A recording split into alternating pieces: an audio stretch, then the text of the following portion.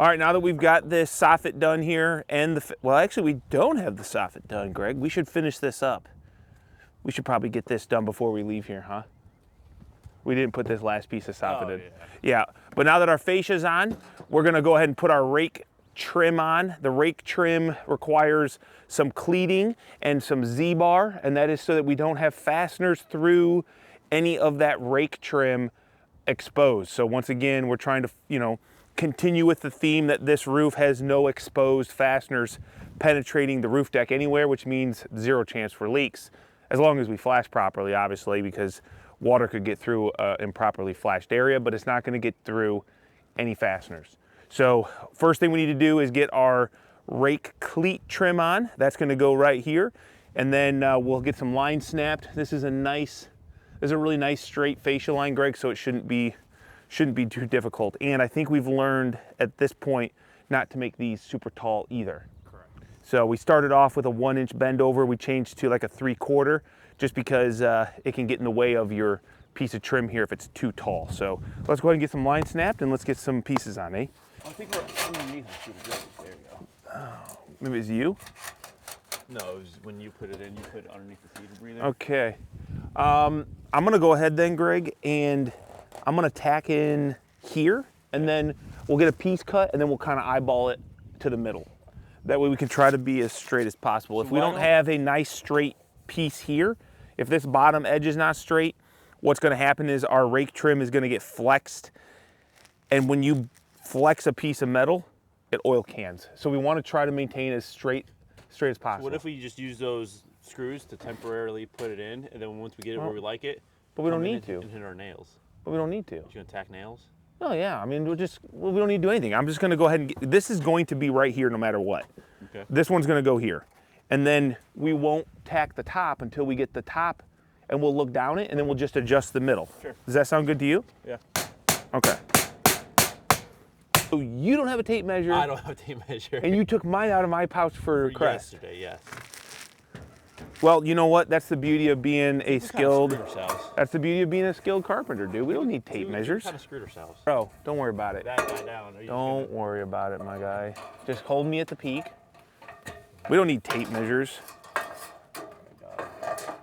That good? Yeah. Okay. I do need a square. I was gonna say I don't even need a stinking square, but I do. I think that's more important than a tape measure. This was, you were all the way up, right? Yeah, so I can 512 this? Yeah. All right, let's 512 this. So let's just temporarily tack those. And then, yeah, I think I'm okay with that. I feel like it could go down just a hair. All right, now let's go ahead and nail this off. So I like to use screws because we can pull them in, push them in, pull them out, adjust things. But the flat head on this shingle nail is nice because it won't pucker out my metal if it's tight against this. So just something we've learned. If you have fasteners or things in the way of your metals, and then you step back and the sun's shining on it, like it will, what do they call that, Greg? Not bleed through, but we always, like, it not project. yeah, what's the word? It shines through it. Yeah, I scared myself. It's on the tip of my tongue. Me too, dude. Synonym for projecting. Sticking out, protruding, prominent, jutting out. Now that we got that on, Greg, let's get a piece of rake cleat or rake trim, and we're going to figure out where our Z-bar goes. Okay, so this is going to snap on to that piece that we just put, so it's going to hook on. We've got an open hem, so it's very open, and that is so that we can get it on top of this trim right now, okay? And what I'm going to do is I'm going to just hold this about where I think it looks straight as good as possible, and then I'm just going to mark the edge of it. That is gonna give us an idea where we're gonna put our Z-bar. And then we'll do the same thing at the top. We've got our Z closure all in here. So now what we're gonna do is I'm gonna just go ahead and figure out where this is. I'll notch this out, it'll slide up, and then this whole thing is gonna bend over anyway. Let me project my line to the other piece. All right, now that we know where we're gonna put our Z-bar, that's actually the outside of our Z-bar. And if you're curious what Z-bar is, this is Z-bar. I was marking the outside edge, so this is gonna sit like so. Greg, just hold it, I'm gonna mark my inside edge now.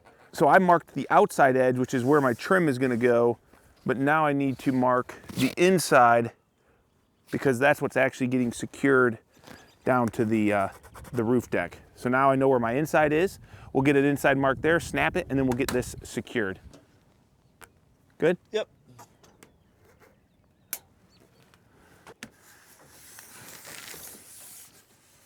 We're just gonna follow this line with the paper, and that's gonna help us stay right where we wanna be underneath our trim. All right, so I'm going to go just over 3 inches.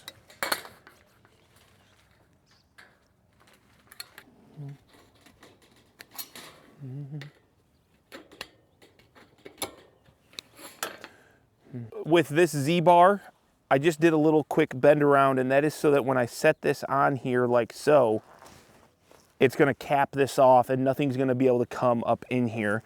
And now, next thing we gotta do is get this fastened down to the roof deck. So we're gonna use a bunch of these pole barn screws. I know we're using a fastener, but it's not exposed. So we're never gonna have to worry about this getting a leak. But we're gonna wanna suck these down pretty darn tight. We're looking to hit the middle of the butyl. So we definitely want to make sure we get that butyl squeezed out. Okay, so we're just going to go through and we're going to screw this down about every 8 inches. I mean, actually, it's kind of easy because everything's already kind of where we want it. We just gotta. Yeah, we don't need tape measures today. We're not going to use them. Wow, Greg, good job today on the screws. We can see who did what because my screws are brown and Greg's are red. I was pushing that to where you wanted it. I don't know. Here, buddy, here, buddy. I was thinking the same thing, though. Yeah. Wow, good job, man. Yeah. Now that we got this fastened, what we need to do is make sure that wherever we didn't, really screw down hard, we want to do that. Greg, give me some eyeballs, my guy. The reason we have to do that is because we have cedar breather underneath the roof deck. That is non-compressible, but obviously we can compress it with a screw in a exact specific location. So when we put this down, if we are not straight, then this trim right here can kind of have a wave to it, and that's what we don't want for our rake trim, which we're gonna go ahead and do now, and hopefully we'll put it on there and it'll look good. Okay, all right. Well, that's kind of not great. I don't know if this needs to get screwed down more. We're just gonna kind of go with it for now. No, I'm not gonna. I'm gonna go ahead and see if I can't screw this down a little more. It's gonna be pretty close there.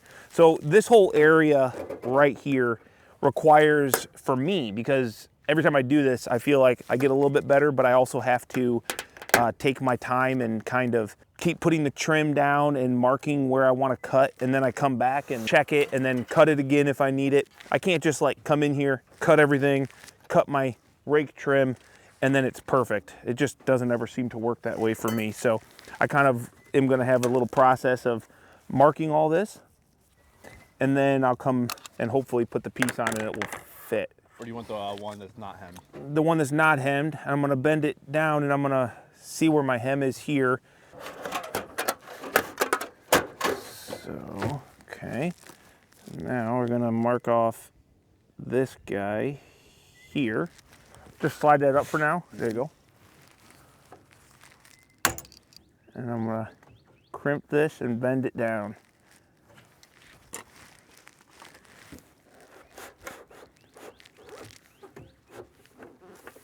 Okay.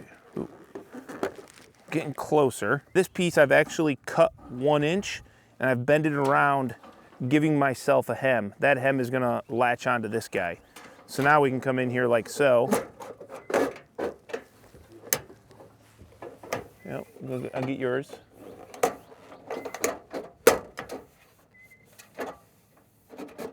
We're hitting right here, buddy. Oh, yeah, we're on top. There you go. Okay. So now this is gonna come, So, wait, what am I catching on? I'm catching on something.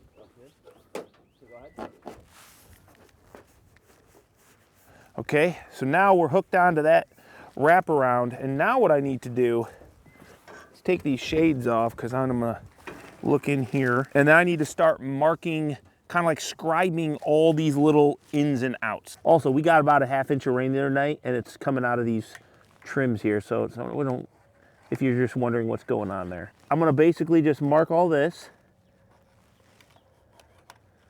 like so. I don't really care too much about that, but then we're gonna take this back off. Okay, so now I kind of have these lines, and they're not a perfectly straight line. They don't really have to be. Now what I'm going to do is take my snips, and I'm gonna kind of go to all these lines, but I'm also gonna leave myself a little tab.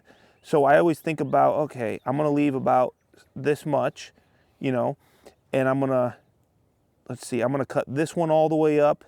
This is gonna come out like so, and then this tab will get cut up. And I don't know, yeah, I'll probably leave that there too. So I'm giving myself some material, and you'll see what all this will do here in just a second. So we'll cut up there.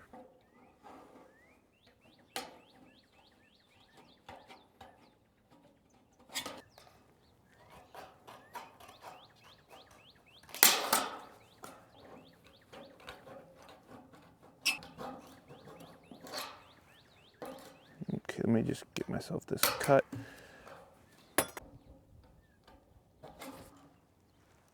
I kind of like just kind of bending all this stuff, a little bit of like origami. There's really no right or wrong answer here. It's only, does it look good? And are the birds gonna appreciate it? Because they're the only ones that are ever gonna see this. Okay, this is the one that's the hardest. So this one I'm just gonna have to kind of, oh boy. Just gonna do that by hand. All right. So now that we have these little bend arounds, let's go ahead and slide it on. We'll see how we did. And our goal here is just to kind of close up gaps. Okay, there's no right or wrong thing to do here. I wish this lift was a little higher. I wish you were a little taller.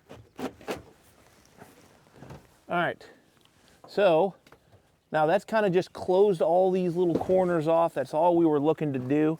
Now what I'm gonna attempt is to make a decent miter.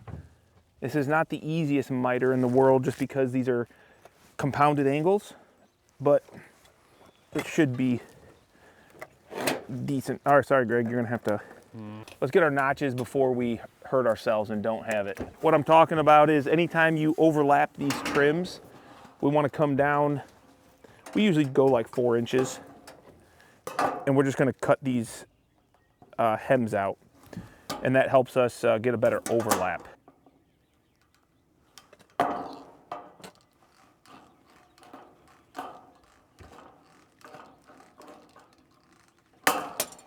Okay, so now we have this kind of cut back on an angle. That'll allow the next piece to slide over with less restriction. Once again, metal, if restricted, it can get all warped and oil canned. All right, let's see how we did here, buddy. All right, you gotta go, oh wait. I don't think so because... I think we're gonna, we got it, dude. We got it, okay? What? That's all the water coming out of the trim, dude. Need a spring. No, it's coming out of this guy because this was all open and we got like a ½ inch of this driving rain. So this is all probably filled with water and it's just gonna work its way out, but I'm not worried about it. All right, so then we're gonna take these guys. Greg, I was also thinking about this. If I tape these corners, it will lessen my chance of getting any scratching, but we can also just leave these Plastic on. the plastic on for now. And we're just gonna close this hem. So that hem that was open is now gonna be closed. We have the riveter, Greg? Yep. Okay. I can also take these, You got the rivets. close this hem now. Okay.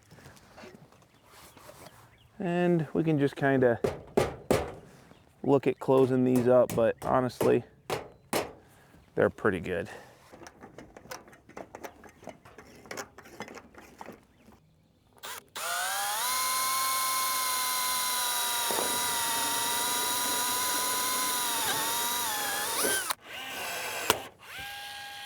There, so now that's nice, locked in, nice and clean.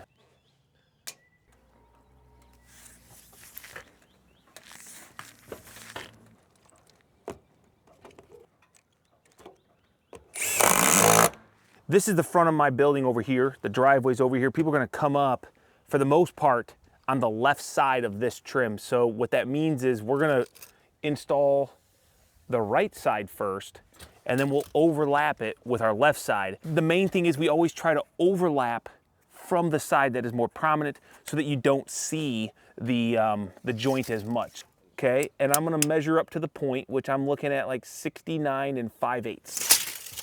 All right. 5/8. So let's take our trim, and we always want to obviously leave a nice factory edge, and we want to cut up here where it's going to get covered. So 69 5/8. Instead of cutting a 5/12 pitch or whatever your miter is, we're actually going to go ahead and make a straight line, and we're also going to do a 5/12 pitch. And I'll show you why. Just gonna cut to that mark. And then I'm gonna cut this to this line for two reasons. One, because it's just easier to just kind of cut it off real quick. But when this goes in here, like so, if we cut this miter and then come over and cut another miter, it's not like a board that has thickness to it and is gonna kind of butt into it. We want this piece to overlap. So we're just going to cut out this 5/12 mark, and I'm always gonna leave it just a little bit long. Even though I made a 5/12, I can always remove this material later, but it's nice to kind of have it there in case I make a bad cut and I want it to kind of cover something up. So we're just gonna stay off of my line a little bit. And we're gonna do this, okay? Now, the next thing that we have to do is Greg and I, mainly me, I'll take responsibility, did not think this all the way through, and I ran my Z closure all the way out underneath this ridge. What that means is I can't put that in. So hopefully this makes sense how I kind of messed up, or what I did. We're just gonna go ahead and,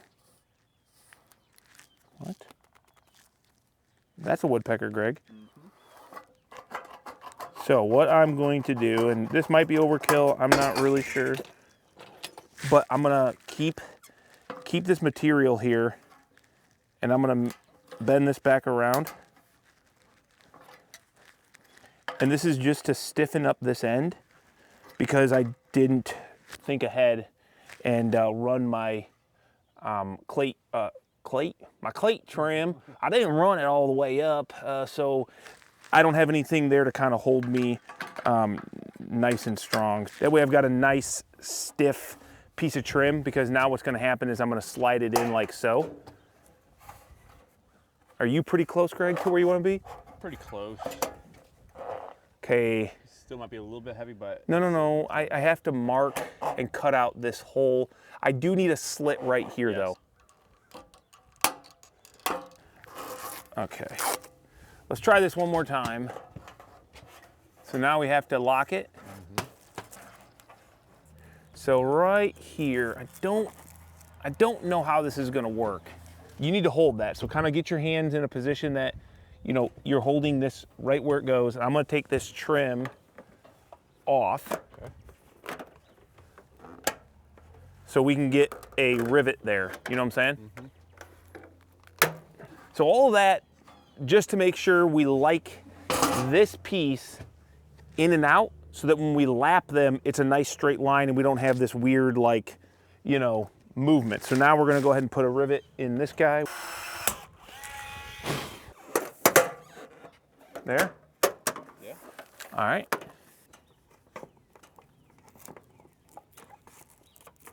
You ain't going nowhere once we do that. Nope. Okay. So that's this side. So now you can kind of see I left this longer than my miter. So when I line up this piece, I can cut exactly to my miter and it will be a slight overlap. You won't see anything.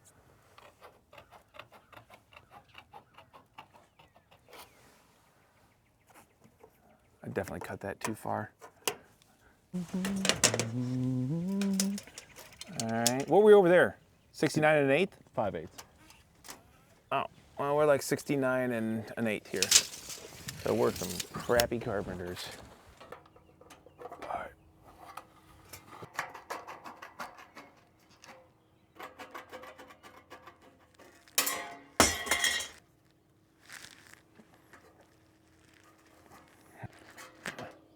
It like puts a slight crease right there. But that'll be underneath our, that should be underneath our ridge. I could go up a hair if you wanted. Yeah. Right. You get me where you want. I can always trim this. That's why I leave it long. I'm using my reds because this side is on top. And when I go to make my cut, it's actually like curling the edge just slightly around. And it usually seems to have a little bit better of a look on the finished side if you make a decent cut. Okay, so it's not like sticking out. It just helps get a nice clean cut on the finished side here, so hopefully it looks pretty good. Nice, dude. Nice. So that is the other reason we left that material long underneath, is so that we can put this where we want it and get it riveted together. So now we've got a nice clean miter. Now what we need to do is bend this over here. So what we're gonna do is we never try to go exactly tight. I'm just gonna kind of bend it out a little bit longer than the roof line. Found that that gives us a little bit more breathing room. You know the other thing I found, Greg, to make a decent cut? Is always keep pressure on your snips so that you're not like sliding them around, but also never finish a cut. Yes, Never finish a cut. No, because that just gives you like a little weird burr, okay? So we're gonna do the same thing here where we're thinking about which way do we wanna fold these, and I want it to match my rake trim here. So we're just gonna go ahead and use my reds because it will push down my right side first. Kind of see my line.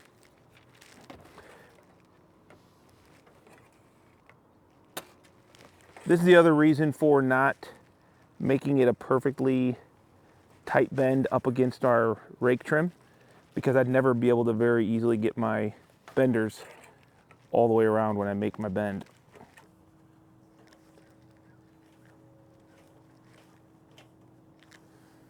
Okay, that's gonna go there. There you go. Yeah, that worked out pretty good. The problem is when you make a defined bend like that, that's when I get the little bit of a crease right through the middle. You see that? Mm-hmm. I'm just not that good, man. You just need that 1-inch bender. I know. You can bend it all at once. Okay, before I close this, I'm going to hypothesize this little spot right here. Can you spell it? It's a big word. Can you spell it? Can you spell it? I think you could spell it. Okay. Yeah, I don't know, I think it's good enough. Let me give you this. You line me up and I'll scribe it. 2 inches down-ish. Yeah, sure, dude. Okay.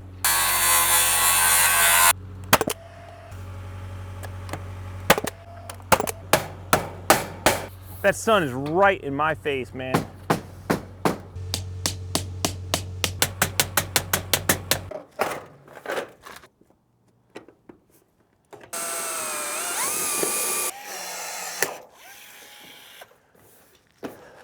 Greg just sang a song and now I wanna punch his face. What?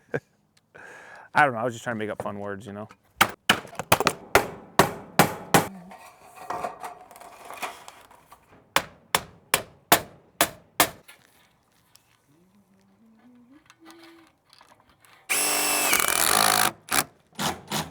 Yeah,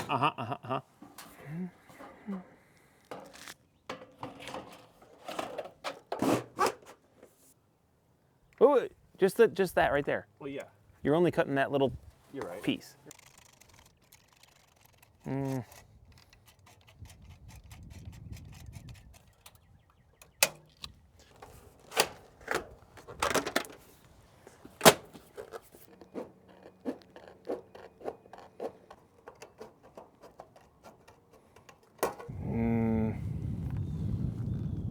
don't know, Greg. I feel like it's very Loose, like more of a roll than it is I don't a know. bend. I'm gonna try. Guys, I'm super stoked because now that we're starting to get these details on, these lines are starting to come together. It's starting to really look, in my opinion, pretty dang awesome. So I don't know what you guys think about all these black lines. We got the soffit, the fascia, the roof. It's all black, but you can still see the lines really well, which are important to me. I think they define the building. They give it a little pizzazz.